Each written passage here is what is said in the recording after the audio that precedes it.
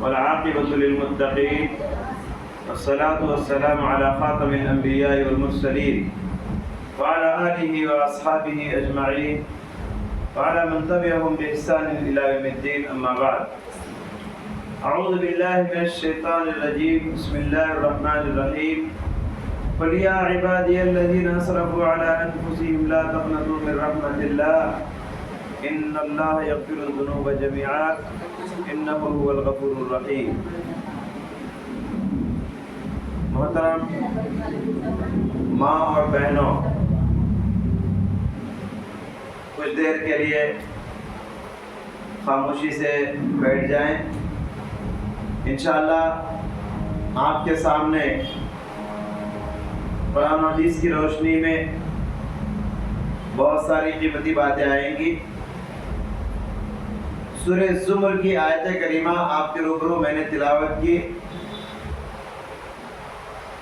اللہ تعالیٰ نے ارشاد فرمایا، اے پیغمبر آپ لوگوں سے کہہ دیجئے، اللہ تعالیٰ کہتا ہے یا عبادی، اے میرے بندو، الذین اسرفوا، جنہوں نے گناہ پر گناہ کر کے اپنے آپ پر ظلم کر لیا ہے، لا تقنطوا من رحمت اللہ، اللہ کی رحمت سے مایوس نہ ہونا. ان اللہ یغفر الذنوب جميعا، بے شک اللہ تعالی تمہارے سارے گناہوں کو معاف کر دے گا. یہ آیت کب نازل ہوئی؟ شان نزول یہ بتایا جاتا ہے، اللہ کے نبی صلی اللہ علیہ وسلم کی خدمت میں کچھ صحابہ کرام آئے اور کہا، اللہ کے نبی ہم لوگ اسلام قبول کرنا چاہتے ہیں. کچھ لوگ آئے غیر مسلم تھے، کہا ہم لوگ ایمان لانا چاہتے ہیں، پر مسئلہ یہ ہے کہ ہم نے بڑے بڑے گناہ کیے، ہم نے بڑے مرڈر کیے ہیں، ہم نے بہت قتل کیے ہیں، ہم نے بہت چوری اور ڈکیتی کیے ہیں، ہم بہت زنا بھی کیے ہیں، بڑے بڑے گناہ ہم نے کیے. ہمارے گناہ قبولیت اسلام میں ہمارے لیے رکاوٹ بنے ہوئے ہیں. یہ بڑے بڑے گناہ رکھتے ہوئے کیا ہمارا اسلام یہ قابل قبول ہوگا؟ اس وقت اللہ نے یہ آیت نازل کر کے بتا دیا، لا تقنطوا من رحمت اللہ، اللہ کی رحمت سے مایوس نہ ہونا. ان اللہ یغفر الذنوب جميعا، آؤ اللہ کی طرف، پلٹو اللہ کی طرف، توبہ استغفار کو لازم پکڑو، گڑ گڑاؤ، آہوازاری کرو، رو، آنسو بہاؤ. اللہ تمہارے سارے گناہوں کو معاف کرنے کا اعلان کرتا ہے. مایوس نہ ہونا، مایوسی کفر ہے، نا امید نہ ہونا. انہ هو الغفور الرحیم، بے شک اللہ بڑا بخشنے والا، بہت رحم کرنے والا. محترم حضرات، گویا کہ یہ آیت، اس آیت میں اللہ تعالیٰ اپنے گنہگار بندوں کو توبہ کی دعوت دے رہا ہے، دعوت استغفار دے رہا ہے. اے میرے سیاہکار بندو، اے میرے خطا کار بندو، اے میرے گنہگار بندو، اے میرے عاصی خاطی پاپی بندو، آؤ میری طرف، معافی مانگو، توبہ کرو، میں تمہارے سارے گناہوں کو معاف کر دوں گا. یہ آیت اس آیت میں اللہ تعالیٰ اپنے گنہگار بندوں کو دعوت استغفار دے رہا ہے، معافی مانگو. محترم حضرات، ہم اور آپ ہر دن گناہ کرتے ہیں. کانوں سے کبھی گناہ ہو جاتے ہیں، آنکھوں سے کبھی گناہ ہو جاتے ہیں، زبان سے کبھی گناہ ہو جاتے ہیں. دن اور رات میں کبھی کبھی کئی گناہ ہم سے ہوتے رہتے ہیں. صبح بھی گناہ، شام بھی گناہ، رات بھی گناہ، دن بھی گناہ. گناہوں سے صرف پیغمبر بچے ہوئے ہیں نا. اللہ تعالیٰ نے پیغمبروں کو گناہوں سے معصوم بنایا ہے، پاک ہیں وہ. اور پیغمبروں کے علاوہ جتنے انسان ہیں، ہم سب روزانہ گناہ کرتے ہیں، ہر دن گناہ کرتے ہیں. تو معافی بھی ہر دن مانگنا چاہیے. جب گناہ ہر دن جاری ہے تو توبہ استغفار بھی ہر دن جاری ہونا چاہیے.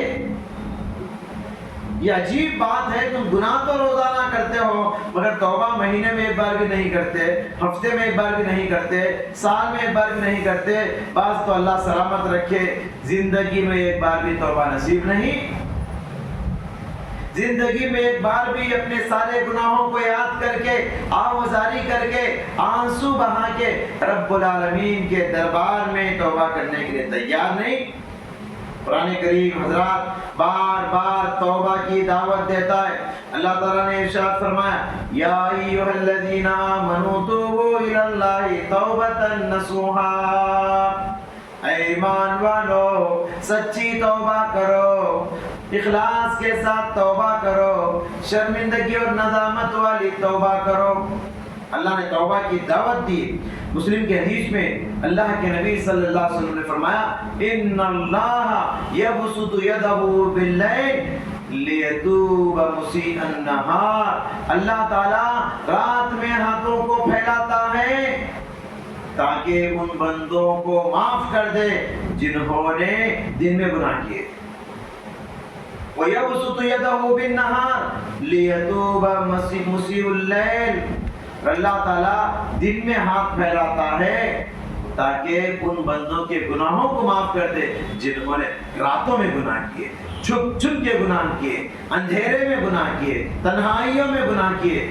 اللہ رات میں بھی ہاتھ پھیلاتا ہے دن کے گناہوں کو معاف کرنے کے لیے، رات میں ہاتھ پھیلاتا ہے دن کے گناہ معاف کرنے کے لیے، اور دن میں ہاتھ پھیلاتا ہے رات میں کیے ہوئے گناہوں کو معاف کرنے کے لیے۔ خود اللہ کے نبی جو گناہوں سے پاک تھے، اللہ کے نبی گناہوں سے پاک رہ کر بھی کتنا اللہ سے معافی مانگتے، توبہ کرتے۔ واللہ کہتے ہیں خود اللہ کے نبی واللہ انی لاستغفر اللہ فی یوم اکثر من 70 مرہ، لوگو اللہ کی قسم میں ایک دن میں 70 سے زیادہ مرتبہ توبہ استغفار کرتا ہوں۔ ایک حدیث میں 100 مرتبہ میں اللہ سے توبہ استغفار، ایک دن میں 100 مرتبہ، ایک دن میں 70 مرتبہ۔ اور ہم گنہگار سر سے لے کر پیر تک ہم گناہ میں ڈوبے ہوئے ہیں، پھر بھی ہم ایک دن میں ایک بار بھی توبہ کی توفیق نہیں۔ اور اللہ کے وہ نبی پوری زندگی میں کوئی گناہ نہیں، نبی سے ایک دن میں 100 بار توبہ کر رہے، ایک دن میں 70 مرتبہ اللہ سے گناہوں سے معافی مانگ رہے۔ محترم حضرات،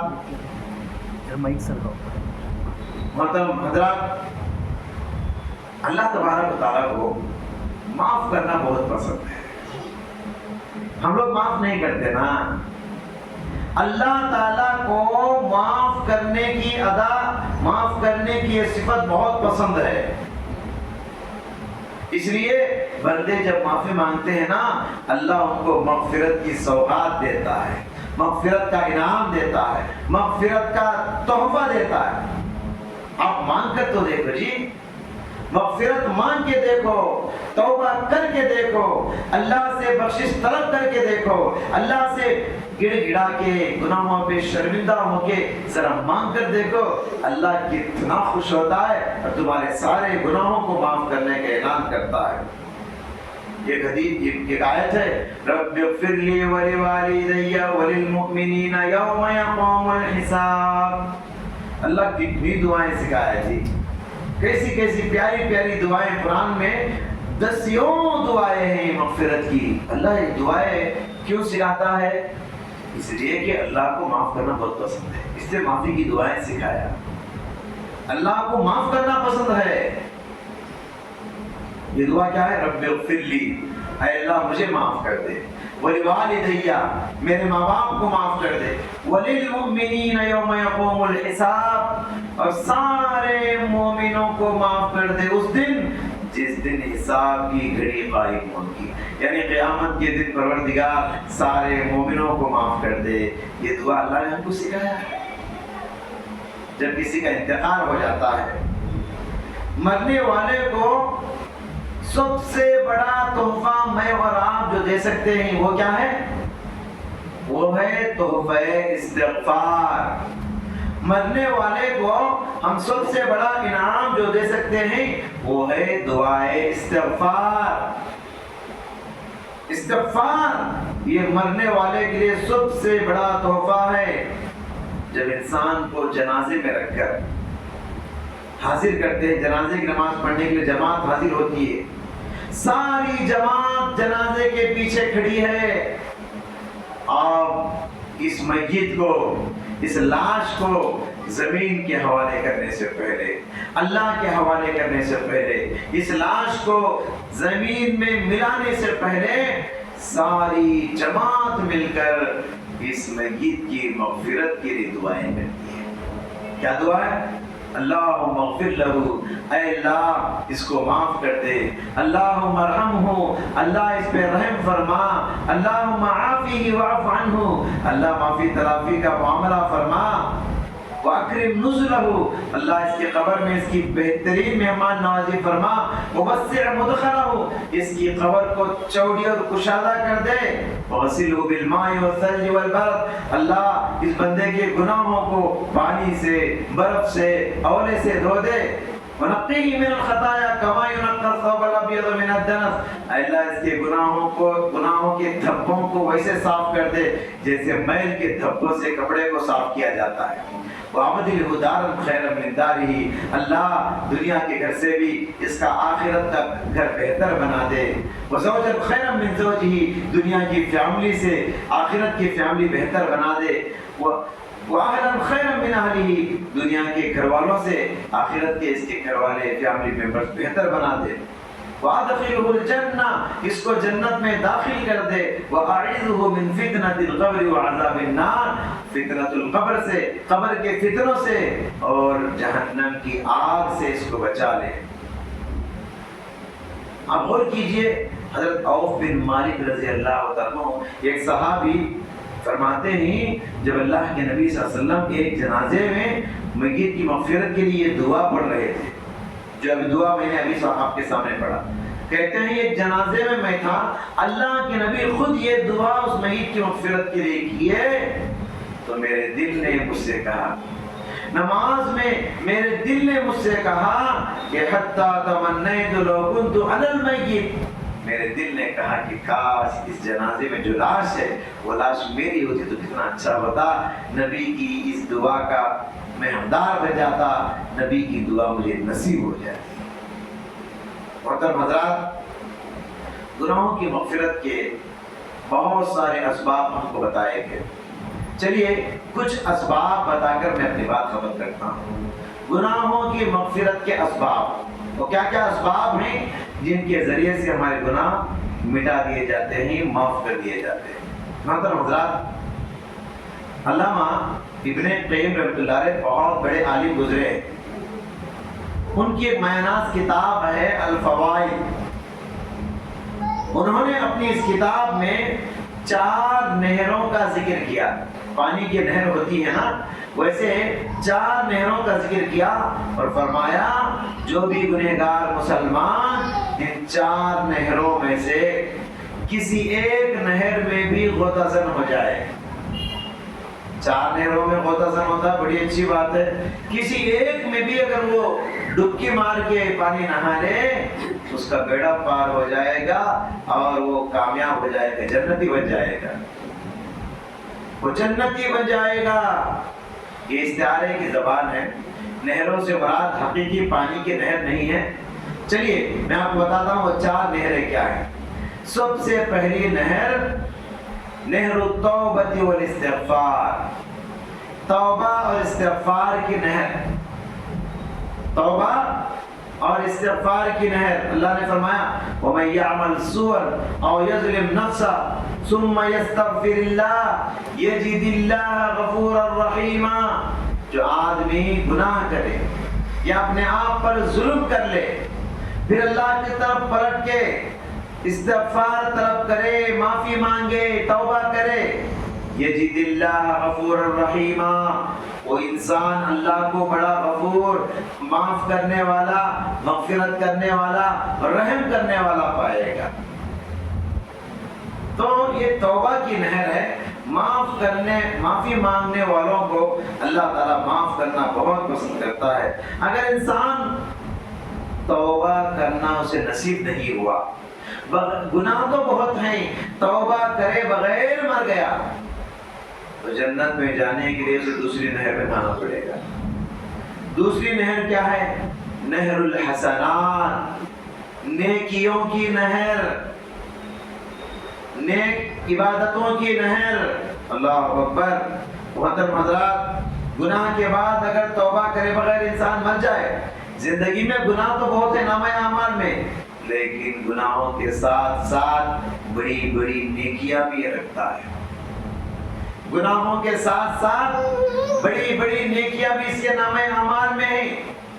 بہت نماز کا پابند تھا، بہت بڑا روزہ دار تھا، غریبوں کو کھلانے والا، بھوکوں کا پیٹ بھرنے والا، ننگوں کا لباس پہنانے والا، پیاسوں کو پلانے والا، صلہ رحمی کرنے والا، رشتے ناطے کو جوڑنے والا، بڑی بڑی نیکیاں اس کے پاس تھی۔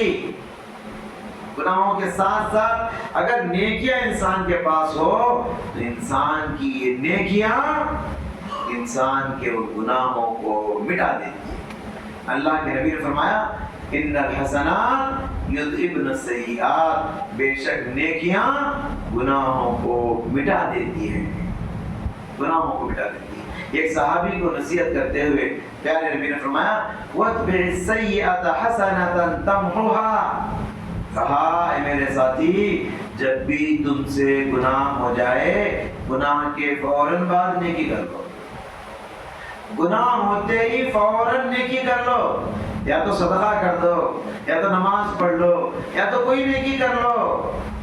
کیا ہوگا؟ تمحوہا، تمہاری یہ نیکی تمہارے اس گناہ کو مٹا دیتی ہے، تمہاری یہ نیکی تمہارے اس گناہ کو مٹا دیتی ہے۔ ایک واقعہ میں آپ کو سناتا ہوں۔ ایک صحابی اللہ کے نبی صلی اللہ علیہ وسلم کی خدمت میں آئے اور انہوں نے کہا انی عالجت امرأة فی اقصی المدینہ، اللہ کے رسول مدینے کے کنارے میں تنہائی میں مجھ سے ایک چھوٹا موٹا گناہ ہو گیا ہے، لہذا اللہ کے رسول گناہوں سے مجھے پاک کر دیجئے، یعنی آخرت سے پہلے ہی دنیا میں مجھے سزا دے دیجئے، جو حد مجھ پر واجب ہوا ہے حد قائم کر کے مجھے پاک کر دیجئے۔ اللہ کے نبی کچھ نہیں جواب دیے، خاموش رہے، کیونکہ نماز کا وقت قریب تھا۔ اقامت ہوئی، اللہ کے نبی نماز پڑھا کے سلام پھیرے،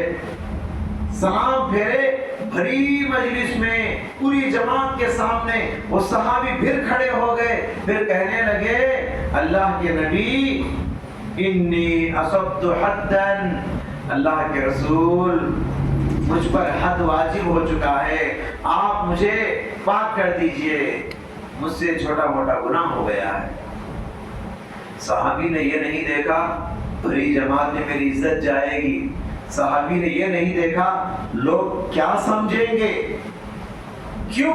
اس لیے کہ ان کا گناہ انہیں تڑپا رہا تھا، ان کا گناہ انہیں ستا رہا تھا، اتنی ندامت اتنی شرمندگی محسوس کر رہے تھے گناہ کے بعد، اگر اسی گناہ کو لے کر میں مر جاؤں کل نارے جہنم میں جانا پڑ سکتا ہے، لہذا اللہ کے نبی مجھے پاک کر دیجئے۔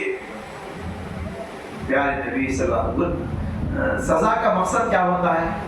سزا کا مقصد ہوتا ہے انسان کو شرمندگی ہو جائے، انسان نادم ہو جائے گناہ پر۔ اللہ کے نبی نے دیکھا کہ سزا سے پہلے ہی ان کے اندر ندامت پیدا ہو چکی ہے، سزا سے پہلے ہی یہ گناہ پر بڑے نادم شرمندہ ہو چکے ہیں، بڑے تڑپ چکے ہیں، پریشان ہیں، گناہ ایک ہو گیا بہت پریشان ہیں۔ اللہ مجھ سے آپ سے کتنے گناہ ہو جاتے ہیں، ہم ڈرتے ہیں اللہ سے، ہم ڈرتے ہیں نارے جہنم سے، گناہ کی فکر ہم کو کھائے جاتی ہے، تڑپاتی ہے، نہیں، گناہ کر کے بھی اتنی آزادی سے ہم گھومتے ہیں گویا کہ ہم نے کوئی گناہ کیا نہیں۔ اس صحابی رسول سبحان اللہ، سبق سیکھیے صحابہ سے، آئیڈیل ہے صحابہ ہمارے لیے۔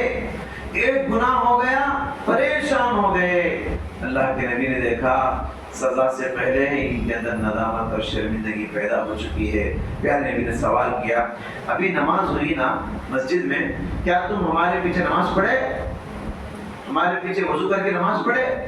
صحابی نے کہا اللہ کے نبی وضو بھی کیا ہوں، آپ کے پیچھے جماعت میں نماز پڑھا ہوں، وضو بھی بڑی عبادت ہے، وضو بھی بڑی نیکی ہے، نماز بھی بڑی نیکی ہے۔ پیارے نبی صلی اللہ علیہ وسلم نے ارشاد فرمایا ان اللہ قد غفر لك ذنبك او حدك، جاؤ اللہ نے ان نیکیوں کے ذریعے سے تمہارے گناہوں کو معاف کر دیا، تمہارا حد تم سے نکل گیا۔ اس واقعے سے کیا معلوم ہوا؟ ہماری نیکیاں ہمارے گناہوں کے دھبوں کو دھو دیتی ہیں۔ یہ دوسری نہر نیکیوں کی نہر۔ پہلی نہر کیا بولے ہمیں؟ جی بولو، توبہ استغفار کی نہر۔ اگر کسی انسان کو مرنے سے پہلے توبہ نصیب نہیں ہوئی تو اس کے لیے دوسری نہر میں نہانا ضروری ہے۔ وہ کیا ہے؟ نیکیوں کی نہر۔ نیکیاں بھی انسان کے گناہوں کو مٹا دیتے ہیں، جیسے توبہ گناہوں کو مٹا دیتا ہے، نیکیاں بھی گناہوں کو مٹا دیتے ہیں۔ اگر کسی انسان کو نہ توبہ کی نہر نصیب ہوئی، نہ نیکیوں کے نہر میں غوطہ لگانا نصیب ہوا، اب اسے نار جہنم سے بچنے کے لیے تیسری نہر میں نہانا پڑے گا۔ کیا ہے تیسری نہر؟ علامہ ابن قیم رحمۃ اللہ علیہ اپنی کتاب میں لکھتے ہیں تیسری نہر ہے نہر المصائب، مصیبتوں کی نہر، آزمائشوں کی نہر، بیماریوں کی نہر، پریشانیوں کی نہر۔ اللہ تعالیٰ انسان کو طرح طرح سے تکلیف دیتا ہے۔ کبھی تجارت میں بڑا گھاٹا ہو جاتا ہے، کبھی گھر میں کسی بچے کا انتقال ہو جاتا ہے، کبھی انسان کو حادثہ ہو جاتا ہے، زخم لگ جاتا ہے، ایکسیڈنٹ ہو جاتا ہے۔ انسان کو زندگی میں بڑی بڑی مشکلات گھیر لیتی ہیں۔ انہی مشکلات میں سے کبھی کبھی انسان بڑی بڑی بیماریاں گھیر لیتی ہے۔ ہزار کوششوں کے باوجود مسئلہ حل نہیں ہو رہا ہے، سمجھ جانا چاہیے اللہ میرے صبر کا امتحان لے رہا ہے۔ یہ مصیبت میرے لیے نعمت ہے۔ مصیبت مومن کے لیے نعمت ہے، یاد رکھیے۔ بیماری مومن کے لیے نعمت ہے۔ حدیث میں ہے نا، مومن کے پیر میں ایک کانٹا بھی چبھ جاتا ہے، حتی الشوکۃ یشاقھا، یہ کانٹا بھی چبھ جائے اللہ اس تکلیف کی وجہ سے اس کے گناہ کو مٹا دیتا ہے۔ مجھے بتائیے، جب کانٹا چبھنے پر گناہ مٹ جاتا ہے تو یہ بڑی بڑی بیماریاں، یہ بڑی بڑی آزمائشیں، یہ بڑی بڑی مشکلات و مصائب، پیٹ پھاڑا جا رہا ہے، آپریشن کیا جا رہا ہے، روزانہ شوگر ہے، بی پی ہے، صبح شام 5 10 کڑوی گولیاں، بعض لوگ تو خود اپنے آپ کو انجیکشن کر لیتے ہیں، صبح شام یہ کڑوی گولیاں نہ چاہ کر بھی کھانا پڑتا ہے۔ یہ کڑوی گولیاں آپ کے گناہوں کو مٹا دے، ایک ایک گولی ایک ایک گناہ کو مٹائے گی شاید۔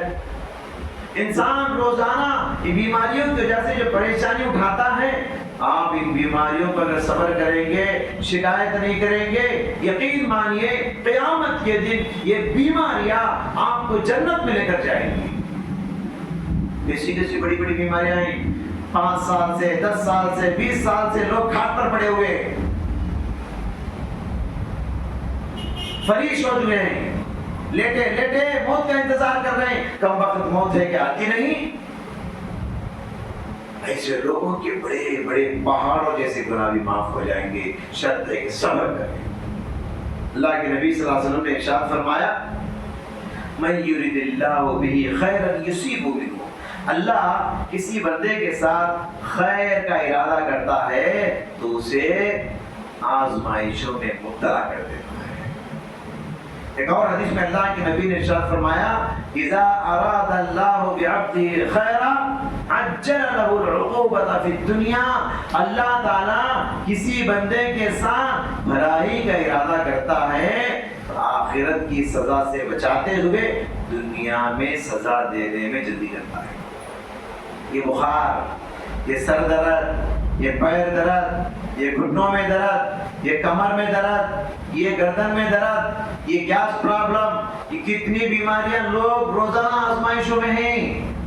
آپ یقین مانیے ان بیماریوں پر صبر کرو، اللہ یہ مصیبتوں کی آزمائشوں کی نہر میں آپ کو نہلا کر آپ کے گناہوں کو مٹانا چاہتا ہے، آپ کو گناہوں کے دھبوں سے دھونا چاہتا ہے۔ لہذا محترم حضرات، یہ گنہگار ہے لیکن آرام سے مست زندگی گزار رہا ہے، خوشی سے جی رہا ہے، گنہگار ہے مگر مست جی رہا ہے، تو یہ اچھی زندگی کی علامت نہیں۔ گناہ پر گناہ کر رہا ہے، آزمائش نہیں آ رہی ہے، تو یہ اچھی علامت نہیں۔ ایسے لوگوں کو سمجھ جانا چاہیے اللہ تعالیٰ نے میرے ساتھ بھلائی کا ارادہ نہیں کیا، اللہ نے میرے ساتھ بھلائی کا ارادہ نہیں کیا۔ گناہ کرنے کے بعد حضرات، گناہ کرنے کے بعد ماں اور بہنوں، گناہ کرنے کے بعد ان 3 نہروں میں سے کسی نہر میں نہانا نصیب نہیں ہوا۔ کیا کیا؟ پہلی نہر کیا ہے؟ توبہ استغفار کی نہر۔ دوسری نہر کیا ہے؟ نیکیوں کی نہر۔ تیسری نہر کیا ہے؟ آزمائشوں کی نہر۔ یہ 3 نہریں دنیا میں ہیں۔ دنیا کی ان تینوں نہروں میں کسی کو نہانا نصیب نہیں ہوا تو ایک گنہگار مسلمان کو پھر جنت میں جانے کے لیے ایک چوتھی نہر میں نہانا ضروری ہے۔ وہ کیا ہے؟ وہ نہر آخرت میں ہے، جہنم کی نہر۔ ابن قیم لکھتے ہیں اس نہر کا نام نہر الجحیم، جہنم کی نہر میں، انگار کی نہر میں نہانا پڑے گا، تب جا کر جہنم میں مدت سزا پوری کرنے کے بعد جب اس کے گناہ پورے مٹ جائیں گے اللہ تعالیٰ سے جہنم سے نکال کے جنت میں رکھیں گے۔ یہ چوتھی نہر ہے محترم حضرات۔ اللہ اکبر۔ جب یہ لوگ جہنم کی نہر سے نکل کے جنت میں ڈالے جائیں گے، ان لوگوں کو جنت میں بھی ایک ٹائٹل دیا جائے گا، اتقاء الرحمن کے نام سے مشہور ہو گئے جنت میں۔ یعنی یہ وہ خوش نصیب بندے ہیں جن کو رحمان نے جہنم میں جانے کے باوجود آزاد کر کے جنت میں ڈال دیا۔ یہ بھی ایک نعمت ہے اللہ کی، ہمیشہ اللہ چاہے تو جہنم میں چھوڑ سکتا ہے، لیکن اتقاء الرحمن، ان کو جہنم میں یہ لقب دیا جائے گا، اتقاء الرحمن کے نام سے مشہور ہوں گے۔ یعنی یہ وہ بندے ہیں جن کو رحمان نے جہنم سے نکال کے جنت میں ڈال دیا۔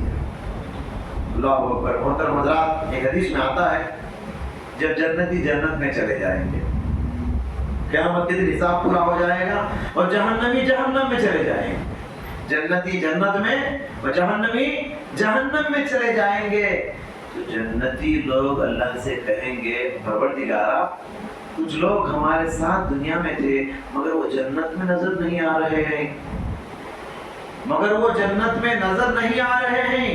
کہیں گے پروردگارا اخواننا کانوا یصلون معنا ویصومون معنا، اللہ ہمارے کچھ بھائی ہیں جو ہمارے ساتھ مسجد میں نماز پڑھتے تھے، جو ہمارے ساتھ روزہ رکھتے تھے، ساتھ بیٹھ کے افطار کرتے تھے، مگر اللہ وہ ہمارے بھائی جنت میں نظر نہیں آ رہے ہیں۔ اللہ فرمائے گا جاؤ جہنم میں جا کر دیکھو، تلاش کرو۔ وہ لوگ جنت سے نکل کے جہنم کی طرف جائیں گے۔ دیکھ حدیث میں آتا ہے وہ جہنم میں اپنے اپنے گناہوں کے حساب سے کوئی ٹخنوں تک آگ میں ڈوبے ہوں گے، کوئی گھٹنوں تک، پنڈلیوں تک آگ میں ڈوبے ہوئے ہوں گے۔ چہروں کو دیکھ کر یہ جنتی پہچان لیں گے، ان کو بلائیں گے اور اللہ کی اجازت سے ان کو جنت میں لے کر آئیں گے۔ اللہ اکبر۔ اسی لیے کہا جاتا ہے نا، نیک لوگوں سے دوستی کرو، نیک لوگوں کی دوستی آپ کو جہنم سے نکال کر جنت دلوائے گی۔ نیک لوگ جنت میں جا کر بھی اپنے دوستوں کو یاد کریں گے اور اللہ تعالیٰ ان نیک لوگوں کی مراد بھی پوری کرے گا۔ تم جنت میں ہو، جنت میں تمہارے دوست نہیں ہیں، اس لیے تم کو خوشی نہیں ہے، چلو تمہارے دوستوں کو بلاؤ جہنم سے جنت کو۔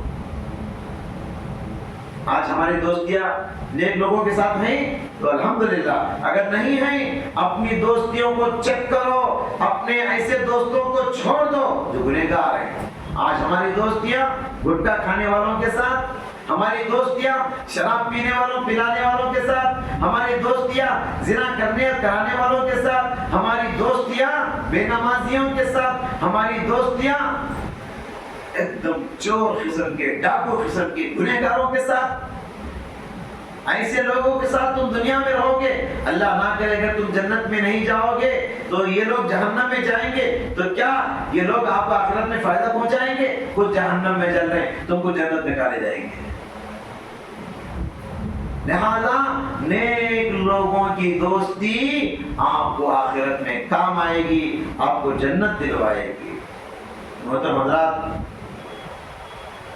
جنتیوں کو پھر دوبارہ حکم ہوگا، اے جنتیوں پھر دوبارہ جہنم کو جاؤ، اور جہنم سے ہر اس انسان کو نکال لاؤ جنت میں جس کے دل میں 1 درہم کے برابر بھی ایمان ہو۔ درہم جیسے پرانے زمانے میں درہم اور دینار کے سکے چلتے تھے، جیسے روپے کا کائن ہمارے پاس ہے، جس کے دل میں 1 درہم کے سکے کے برابر بھی ایمان ہو، اسے نکال کے جہنم سے جنت میں لاؤ، لے کر آئیں گے۔ پھر تیسری بار حکم ہوگا، پھر جاؤ جہنم کی طرف، ہر اس انسان کو جہنم سے نکال لاؤ جس کے دل میں آدھے درہم کے برابر بھی ایمان ہو، پھر وہ لے کر آئیں گے۔ پھر چوتھی بار اللہ حکم دے گا، ہر اس انسان کو جہنم سے نکال لاؤ جس کے دل میں ذرا برابر بھی ایمان ہو، ذرا برابر بھی ایمان ہو۔